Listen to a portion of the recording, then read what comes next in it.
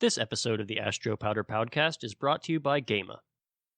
Synchronized monitoring and control of your entire automated process is the core of GEMA's Magic Control 4.0 data management systems, with options like line management, offering deeper insight into productivity and consumption, or energy management, allowing you to monitor and save both energy and air consumption, or batch management, offering tracking of powder used to coat production batches. GEMA provides the very best in technology and connectivity for smarter factory automation. To learn more about GEMA's Magic Control 4.0 data management systems, visit CompleteItWithGEMA.com.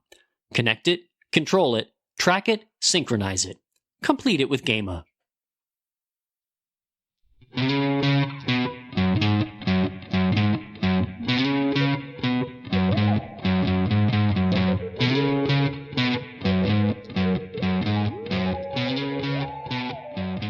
Hello, all you powder coating fans, and welcome to episode 47 of the Astro Powder Powdcast.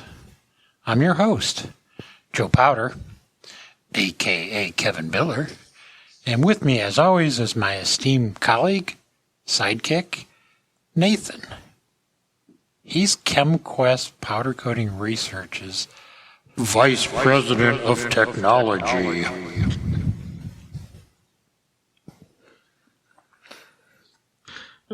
All right, yeah, I'll take that. We're broadcasting from the ChemQuest Powder Coating Research Studios in Columbus, Ohio. The purpose of the Astro Powder Podcast is to bring the latest news and technical know-how to the global powder coating community. So let's get it rolling. All right, but before we do, Shout out. I'd like to give a hearty shout out to Chris Merritt of GEMA. The reason for this shout out is Chris has been promoted to a well-earned position of Vice President of GEMA North America. In his new role, he'll be leading strategic development and growth initiatives within North America. Fantastic. I think it's great that Chris is being promoted. Well-deserved.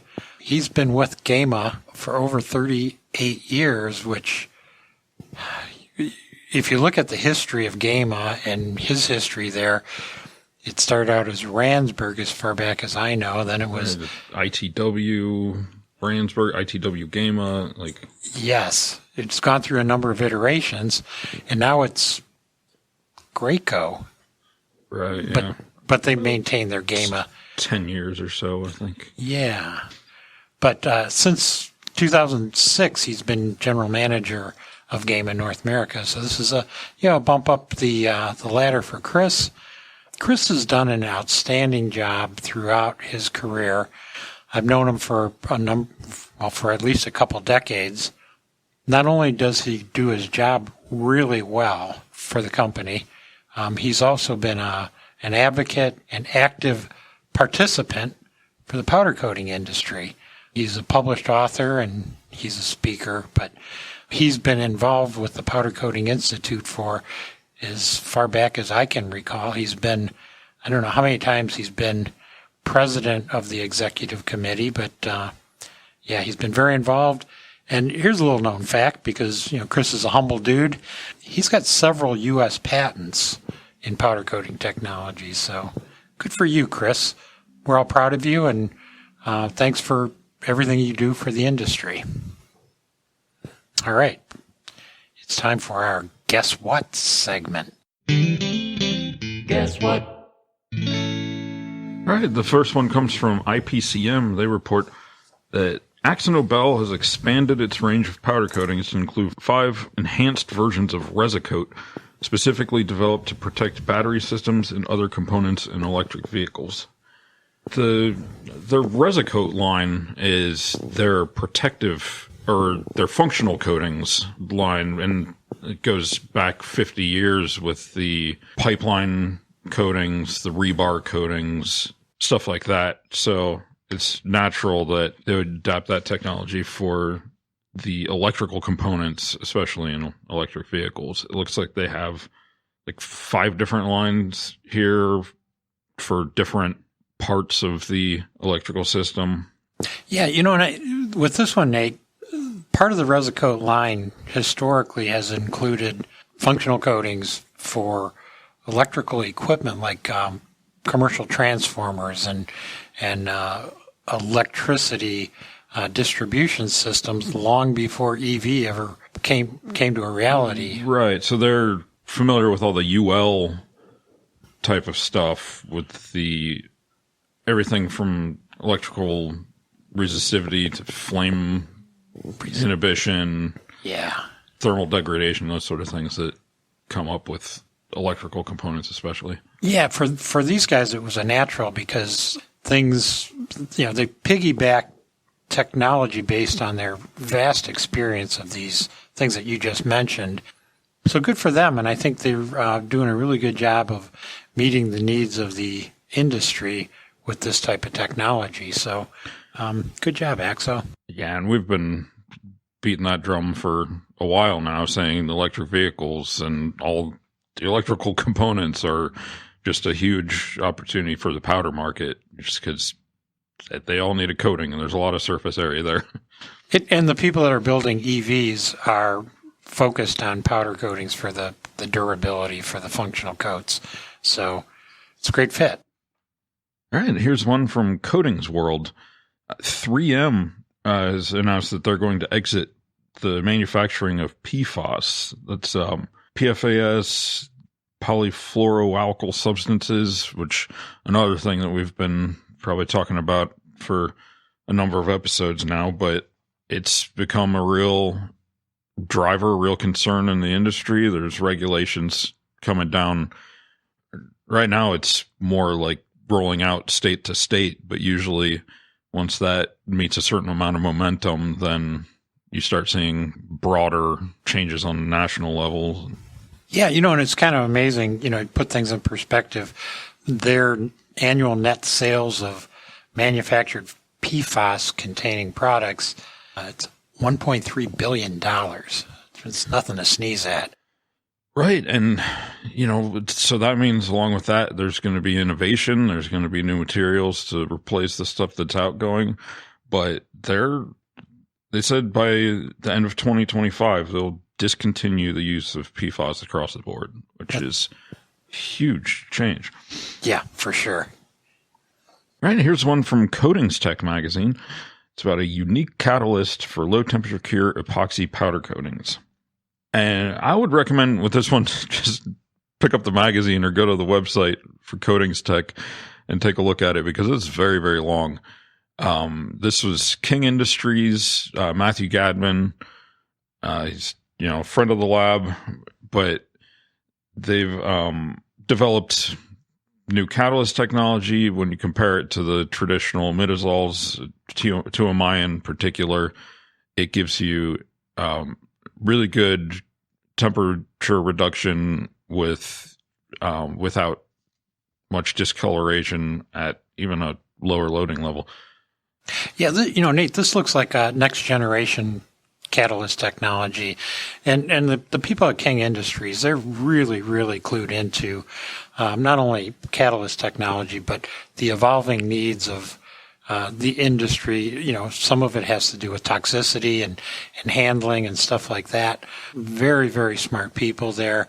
And they did a very, very nice job of analyzing and evaluating this technology in suitable powder coating systems.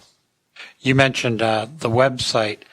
If I'm not mistaken, it's paint.org, which is American Coatings Association. Easy enough to remember. Yeah, for sure. It's a long article, my friends. Sit down, get yourself a mug of your favorite beverage, and dig in. It's pretty interesting stuff. Okay, my friends, we're going to try something new. We've established a new segment to our Ask Joe Powder Powdcast. Our expert testing manager, Nick Page, is going to enlighten us on a regular basis on test methodology that's done in the powder coating industry. This new segment is called A Look in the Lab with Nick. In this episode, Nick is going to be enlightening all you listeners with his knowledge and expertise running adhesion tests. Yeah, and as a kind of tie in with this, if you go to our YouTube channel, we're going to actually be putting these little, probably 2, 3, maybe 5-minute videos on these different topics. We're going to be putting videos up on our YouTube channel. So if you want to actually see the test in action, go ahead and check that out there. That sounds great. It'll be very informative, and I think it's going to be a great addition to this broadcast. Doobie boobity boo. A look in the lab. Yo, this is Nick, and welcome to A Look in the Lab, where I'll discuss the how and why of different powder coating test methods. Today we'll be discussing crosshatch adhesion testing via ASTM test method D-3359B. So today we're going to talk about adhesion, a very important property of any coating. This test method covers procedures for assessing the adhesion of a coating to metallic substrates by applying and removing pressure-sensitive tape over cuts made in the film. As a quick note, this test method is similar to, though not technically equivalent with, ISO standard 2409. This ASTM standard describes two test methods designated as Method A and Method B, with the main difference being the types of cuts through the coating. Method A is a single X cut, while Method B is a lattice of 6 or 11 cuts made perpendicular to each other to produce a checkerboard pattern. In both methods, pressure-sensitive tape is applied over the cuts and removed.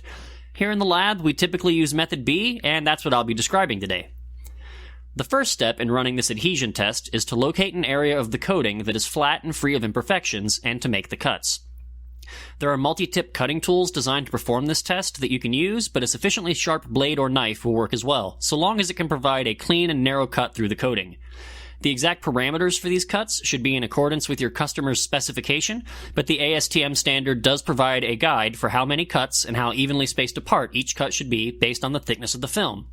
Today I'll make 6 parallel cuts roughly 2 millimeters apart and repeat that after rotating the panel 90 degrees, which will give me a grid of 25 squares cut into the film.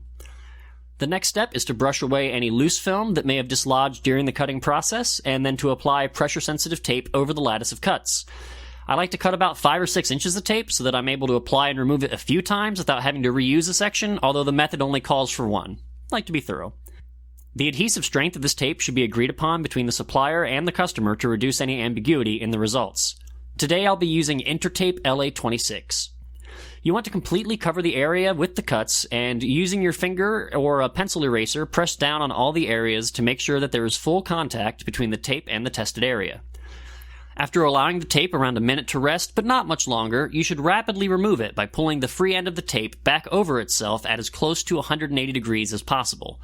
To ensure nothing is missed, I repeat this tape pull process 2 more times with unused portions of the tape and at different angles over the lattice of cuts, although again, it's not required.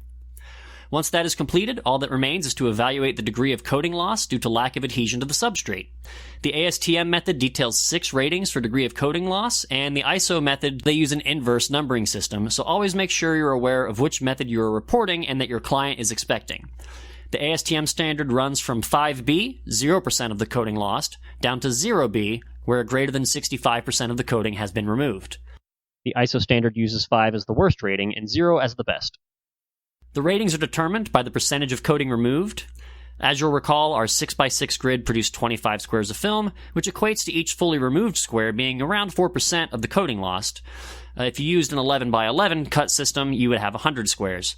So these can be useful for ascertaining the approximate percentage of film removed, although a more refined digital analytical methods exist for determining the exact amount of coating lost. Simply compare this amount to the appropriate rating scale for your test method and report the corresponding classification. And remember, don't guess, do a test. Wow, enlightening stuff, Nick. All right, my friends, it's time for a word from our sponsors.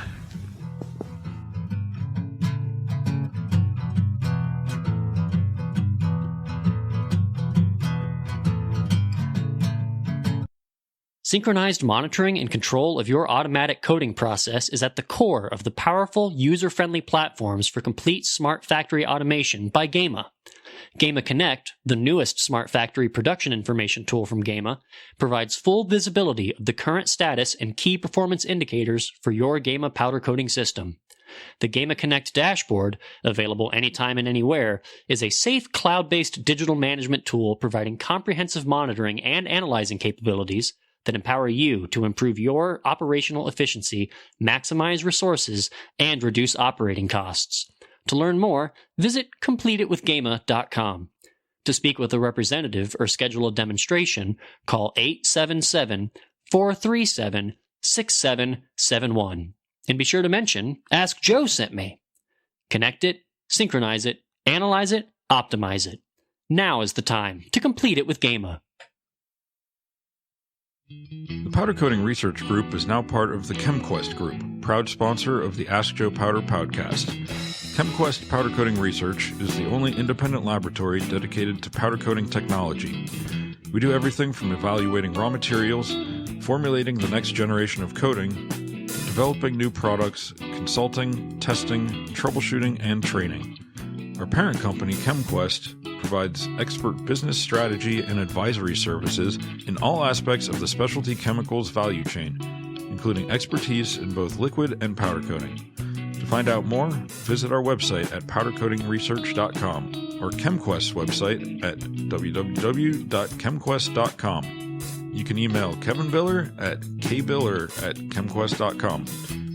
Thanks for listening to the Ask Joe Powder Podcast.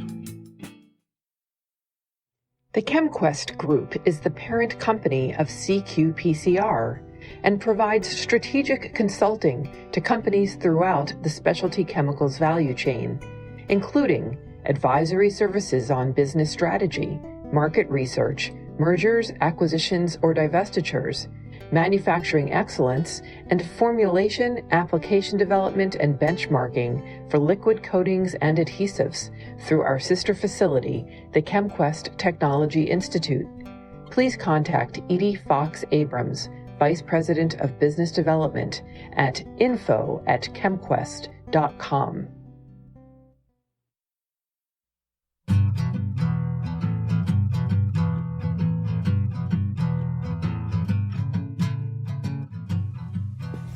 All right, welcome back.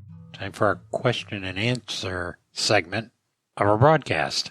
Do you have a question? Ask Joe Powder. Well, you can ask him. Ask Joe Powder. He has the answer that'll advance your powder coating. It's the Ask Joe Powder Podcast. All right, and our first question comes from James in Northern Ireland. James says, "Hi, Joe. I'm James, the quality technician from a finishing house in Northern Ireland. I'm currently in the process of doing some R&D with powder coating on top of chilled iron grit blasted material, and we're currently experiencing problems. I thought you might have good knowledge of the subject after reading your Q&As with other powder coaters. The system we have in place is the SA 2.5 grit blasting, then coated with APP 120, that's a zinc-rich primer, and cured at 180 degrees for 30 minutes. However, after this stage, the top coat refuses to adhere to the primed substrate, and when it does, it generally stars up during spraying. I've tried spraying it hot with a metal temp greater than 150°C, changing cure times for the primer, shorter bake times at higher temp, lowering gun KVs, and changing the base primer, but none of it gets satisfactory results. I was just wondering if there was anything basic that I could be missing or a variable I have overlooked in order to give better results. I understand if you aren't willing to divulge such information. If you have any questions for me, please don't hesitate to ask. Kind regards, James." Hey, James. I'm willing to divulge some information, so don't worry about that. But thanks for your question, and it's great to hear from you in Northern Ireland. Matter of fact, I think I may be visiting Northern Ireland later this year, so maybe we can cross paths. But sounds like you're getting rather frustrated in getting good parts off your finishing line. The concept of blasting the metal, it's a good idea. And if you make this dual coat approach work, you're going to have a very durable finish. To make this work, though, the devil is in the details, if I might sound cliche. The biggest problem seems to be getting a good second coat on these prime parts. The very first place that you need to investigate is, are you getting a good earth to your parts? Now, you mentioned you're seeing starring and poor film build. And this is probably indicative of poor electrical continuity to the earth or the ground. To check the continuity to earth, you've got to use, it's kind of counterintuitive, but you've got to use a special ohm meter. It's not just a regular volt ohm meter you would get at a hardware shop.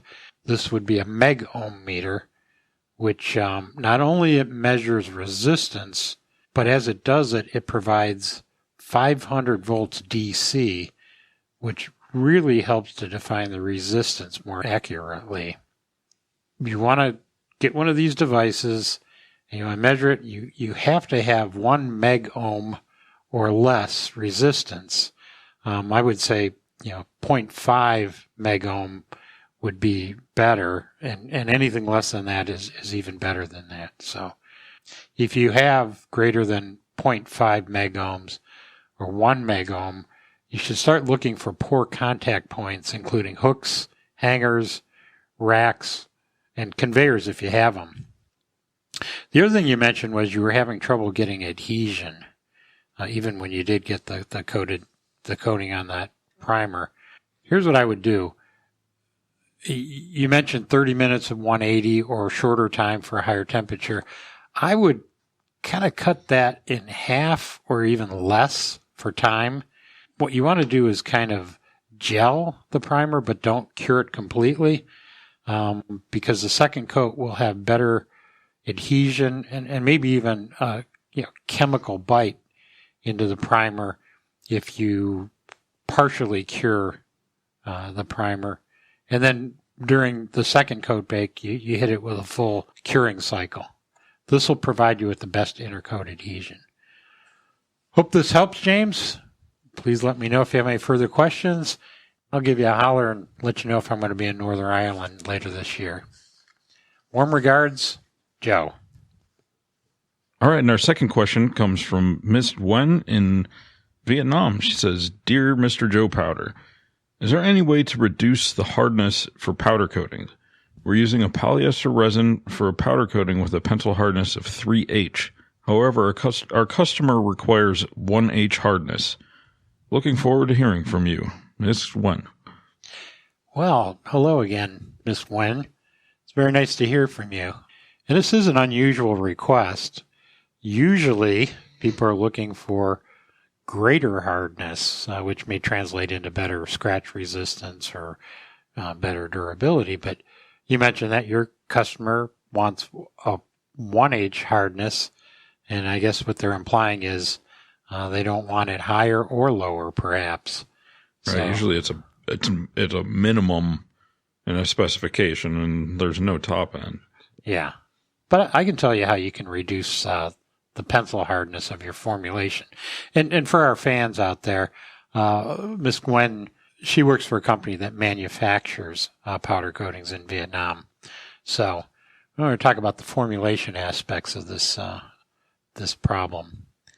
You can reduce the hardness, and this is a polyester powder coating, by adjusting the formulation. First place to look would be reducing the cross-link density, and that's basically the distance between chemical bonds of the cured powder.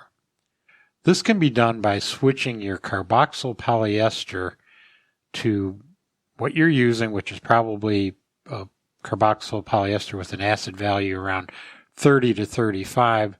Switch it to a lower acid value polyester material.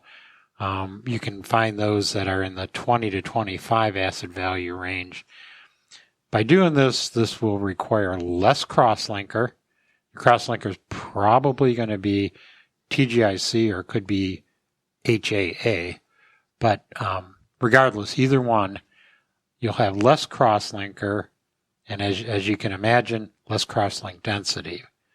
By less crosslink density, the overall surface hardness of the coating will be reduced, which will reduce this pencil hardness test. Now that, keeping that in mind, there's a good chance you're going to reduce at least slightly your chemical resistance and quite possibly your corrosion resistance of the coating. So be aware of that. Another way of reducing crosslink density is just cut back on your crosslinker level using the same polyester resin. You can knock, maybe 10% of your crosslinker out and still get relatively good performance with a slightly softer coating surface. But again, you're going to be giving up some chemical resistance and probably some corrosion resistance as well.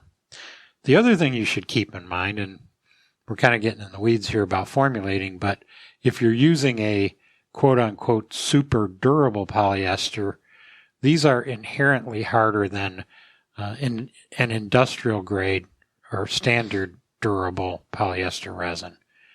So if you're using a super durable grade, you can replace it with a more standard or industrial grade, and this will knock a couple pencil hardnesses off of the performance of the surface. Lastly, the choice of your mineral filler could affect the pencil hardness. If you have a mineral filler that has a high Mohs hardness, then it may be contributing to a harder film. If it's over 5, you may want to switch to a softer filler in your formulation. Calcium carbonate has a Mohs hardness of about 3, and barium sulfate is slightly higher in hardness, but still quite soft, with a Mohs hardness of 3.5. That'll help you reduce the pencil hardness a little bit more. So I hope this helps, and I'm wishing you a happy, healthy, and prosperous 2023. Kind regards, Mr. Joe Powder. All right, guys, let's talk about upcoming events. Hey, friends, where are we going? To an upcoming event. All right, this one's coming up quick. The powder coating week is in SeaWorld Orlando, Renaissance Hotel, February 6th through 8th. That's the Powder Coating Institute's whole week of events, going from there's the powder coating workshop, the CCAI get together, and then there's the powder coating technical conference. And we're actually going to have a table there if you want to come by and pick Joe's brain. Yeah, be there or be square, my friends. Yeah, we're going to be in Orlando, so let us know. We'd love to, hang out with you. And yeah, it's always a good. It's a conference and expo, so there's technical talks and there's tabletop expo. So. Yeah, so hope to see you there in Orlando. All right, and then February 12th through 17th is the International Waterborne High Solids and Powder Coating Symposium in New Orleans. That's typically shortened to the Waterborne Symposium. They usually have a little bit about powder, but that's another event. Yeah, they've been trying to do that for a number of years. This is actually their 50th Waterborne Symposium. I've spoken at it a couple of times. It's kind of a nice time of the year to go down to New Orleans, a little warmer than the northern climates, and it's I believe it's the week before Mardi Gras. So, yeah, people are in a good mood. All right, then at the same time, February 13th through 15th in Saudi Arabia, it's the Saudi Arabia Coating Show. Yeah, and the other thing that can make you all aware of is the 1st and 2nd of March, we'll be conducting one of our powder coating kitchen formulator courses. Right, and we hold that in person at our lab in Columbus, Ohio. Seating is limited, so, reserve a seat as soon as you can. We'll take good care of you. It's a pretty small class. Everybody gets to know each other, and plenty of time for interaction, networking, and questions. And it's a hands-on and lecture course in our laboratory. Right. So if you want to learn about what goes into a powder coating and why, that's a pretty good intro, I think. Yeah. Then later in March, the 27th through 30th of March, is the European Coating Show and Conference in Nuremberg, Germany. That's one of the big events. Happens every other year, and everybody's going to be there. Yeah, then at the end of June 26th through 27th, in Cleveland, Ohio, the American Coatings Association will be holding their Coatings Tech Conference, which it's a conference. It's I think they have some tabletops, but really it's more focused on the conference end of things. And there's going to be some excellent talks. We're going to give the people from our lab. We're going to give a short course on low temperature cure powder coating technology. That's the first day. And it's being held at a really cool hotel. Used to be an arcade in downtown Cleveland. So it'd be great to see some of our friends there. Yeah, I'll be playing the pinball machines. Okay, if you'd like to experience the Ask Joe Powder column in print, which we use that in print in quotations now, you can find it Polymers Paint and Color Journal on their website, PPCJ, and their sister publication, Asia Pacific Coatings Journal. You can also find it at PCI Magazine, Paint and Coatings Industry, PCIMag.com. We have our podcast listed there and also some question and answers. You can also see us in print and on the website of IPCM, our great friends there out of Milan, International Paint and Coatings Magazine. You can also find the Joe Powder column in the archived back issues of Powder Coated Tough magazine. You can find that at powdercoating.org. We have another column called Ask the Expert. This one's in Products Finishing, our good friends at pfonline.com. Just this year we're publishing in Products Finishing, and with a focus more on OEM type applications. But take a peek or listen there as well. You can find us online at askjoepowder.com. We're on all of the podcast apps where we can find podcasts. I'd recommend you subscribe so that you know when a new episode comes out. As mentioned before, we have a YouTube channel. You can find it, search for Ask Joe Powder, and you should be able to find the channel there. But we're going to be putting those testing segments up there. We have all of the podcasts, just the audio of them, but there are also a few with video, like when we did the interviews in the past. If you'd like to ask a question, the email address is askjoepowder@yahoo.com. You can call and leave us a message at country code 1-478-2-ASK-JOE. That's 1-478-227-5563. This has been a production of ChemQuest Powder Coating Research. Our original music editing and test descriptions are done by Nick Page.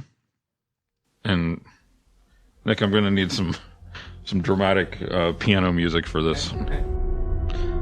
What the fuck did you just say about me, you little... I'll have you know I graduated top of my class in the Navy SEALs.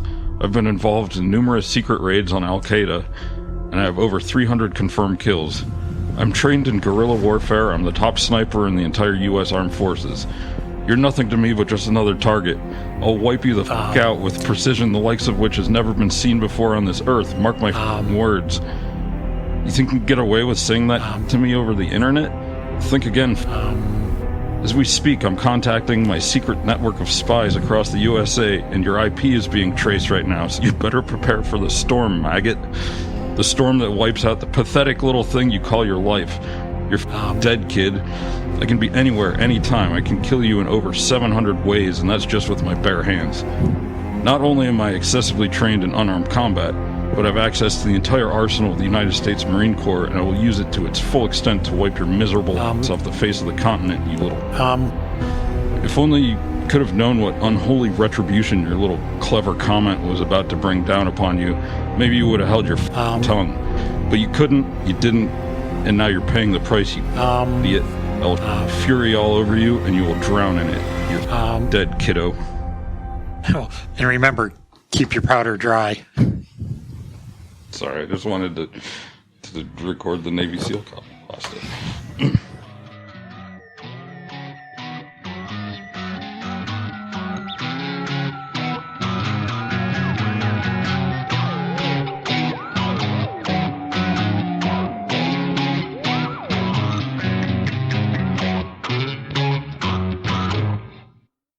Thank you for listening to the Ask Joe Powder Powdcast. This episode was brought to you by GEMA.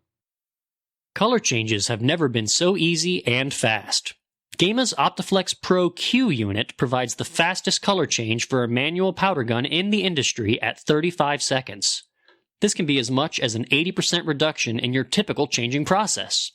PowerClean technology, built into our Optiflex Pro Q unit, efficiently cleans the entire powder path from injector to gun tip, so you're ready for quick color changes without any manual adjustments. To speak with a representative or schedule a demonstration, call 877-437-6771.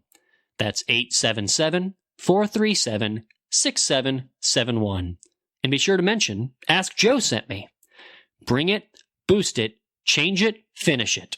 Now is the time to complete it with GEMA.